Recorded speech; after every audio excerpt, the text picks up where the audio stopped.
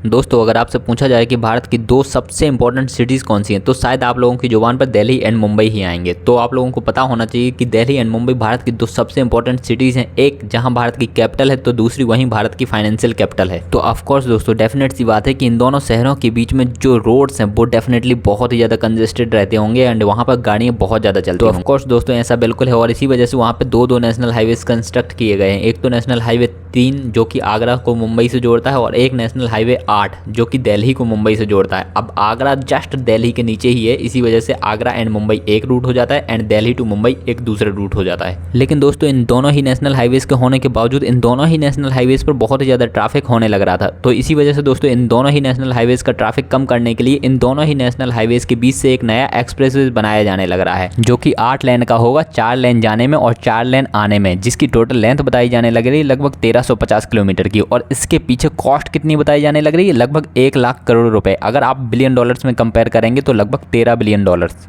In future ये वाला expressway Delhi को मुंबई से कनेक्ट करेगा ही, बट अभी के लिए इसकी आधी कंस्ट्रक्शन ही पूरी हुई है। बताया जाने लग रहा है कि इसकी पूरी कंस्ट्रक्शन लगभग 2024 तक कंप्लीट हो जाएगी। बताया जाता है कि ये वाला एक्सप्रेसवे इन दोनों ही सिटीज के बीच लगने वाले टोटल टाइम को लगभग 5 से 6 घंटे तक कम कर देगा। और इस एक्सप्रेसवे पर लाइट मोटर व्हीकल्स की मैक्सिमम स्पीड तय करी गई है 120 किलोमीटर पर आवर और बसेस एंड ट्रक्स की स्पीड तय करी गई है लगभग 80 किलोमीटर पर आवर। तो फाइनली आई होप आप लोगों को सारी जानकारी बहुत अच्छे तरीके से क्लियर हो गई होगी। अपन मिलते हैं अगले इंपॉर्टेंट वीडियो में। आप लोग अपना ध्यान रखिएगा एंड चैनल को सब्सक्राइब भी जरूर कर लीजिएगा। मिलते हैं अगले इंपॉर्टेंट वीडियो में। आप लोग अपना ध्यान रखिए। Bye bye, take care.